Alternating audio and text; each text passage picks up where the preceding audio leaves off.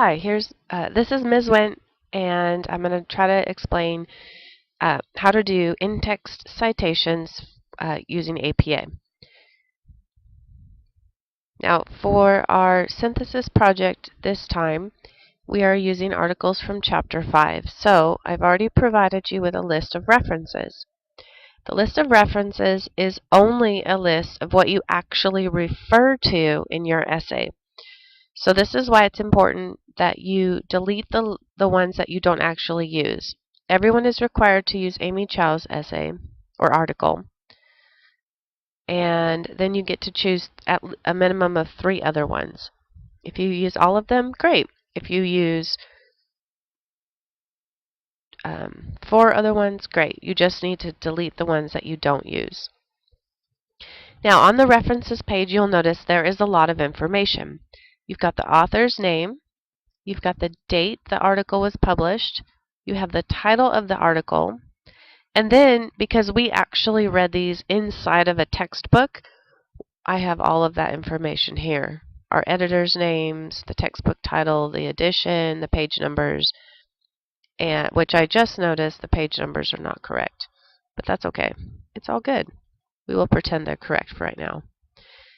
Anyway, if you, let's say you're going to refer to Amy Chow's article in your essay, and you want to write something like, Amy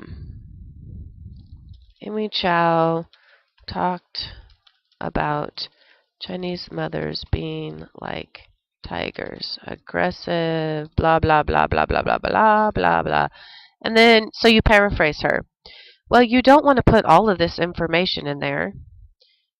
That would make, take a look. That would be way too long. Your readers would get lost. That citation is so long. So, you only want to include the absolute minimum amount of information within your essay that's needed. Because your whole point with an in-text citation is to tell your readers that you're referring to something else. You're pulling ideas from someone else who wrote at a different time from you. So there are only three things that should be included in in-text citations. The author's name, the year. You'll notice all of these articles were newspaper articles. So in the references page, you'll see the dates. So you can see Amy Chow's was January 8th. Then you had Megan Dahm responded on the 20th. Someone responded on the 6th of February. Somebody else also responded on the 20th, February 9th. These were originally published in like New York Times, Los Angeles Times. And we could go to those original articles, but we did not read them from there.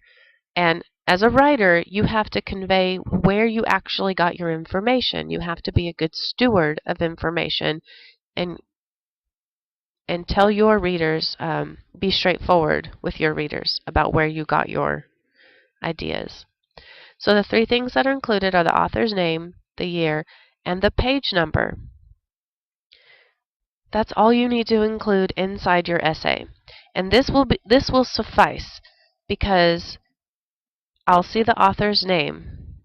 Let's say it's Chow, and then I'll be able to scroll down to your references page or flip through if I had a paper copy and say, oh, this is Amy Chow's article, Why Chinese Mothers Are Superior. Or, oh, this is David Brooks' article, blah, blah, blah, blah, and it was published in 2011. Now, at some point, when we get to the next research essay, you'll learn that if you don't have an author's name, then you put the article title. And if you don't have a page number, then you might use a paragraph number for web articles. But all of our articles this time around have page numbers. So, there's a couple ways to do in-text citations in APA style. The all-in-one looks like this, and you put it at the end of your sentence inside the period.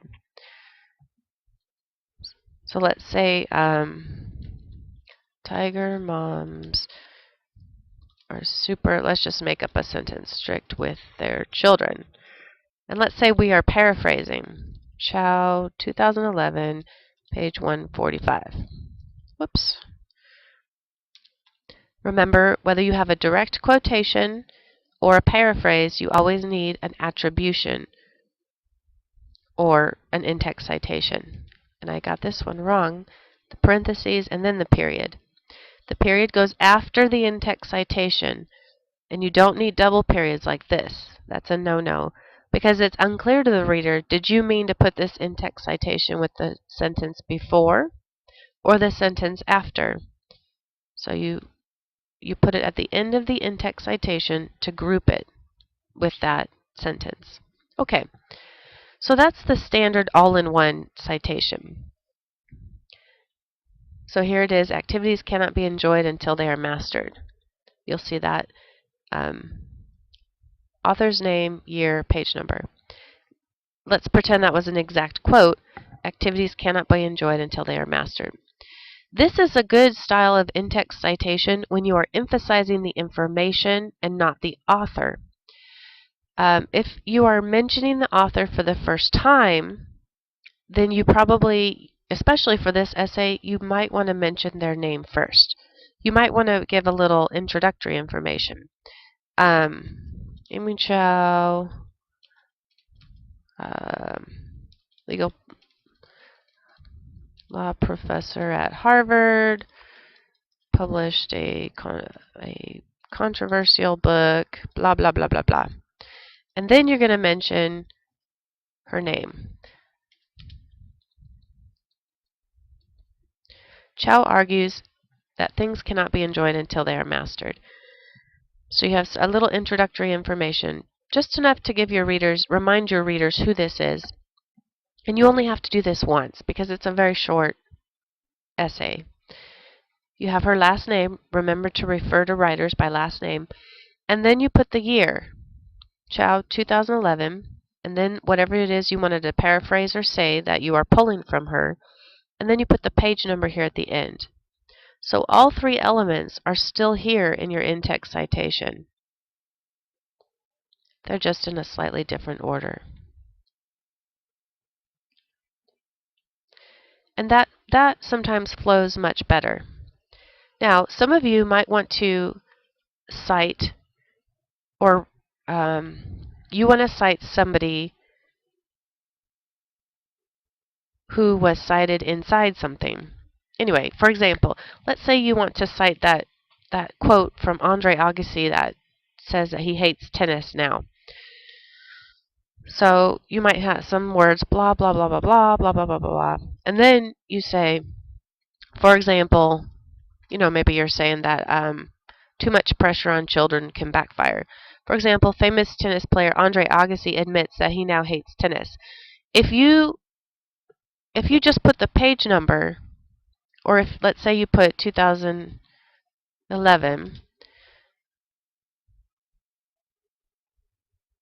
and then put the page number, I just made up a page number, that's going to tell me that you read something written by Andre Agassi, and I'm going to start scrolling in your references looking for his name, and I don't see it, and I think, well, what happened here?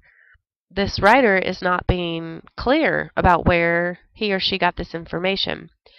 But watch what happens when I put in the correct citation. So then I use the words as cited in, and then I put the last name, Rosin, 2011, page 147. So now as a reader, I think, oh, okay. So whoever this Rosin person is, and I can scroll down through your references. Oh, Hannah Rosin, she wrote an article called Mother Inferior. She cites Andre Agassi. And that makes it very clear to your readers where you're getting your information. And that's really what citation is all about, is being clear with your readers and honest about where your ideas and information are coming. You are going to have a lot of citation in your essay with an explanatory synthesis. So if you feel like every other sentence has a citation, that's okay. You're doing fine. Your words really are going to be the connections between them all.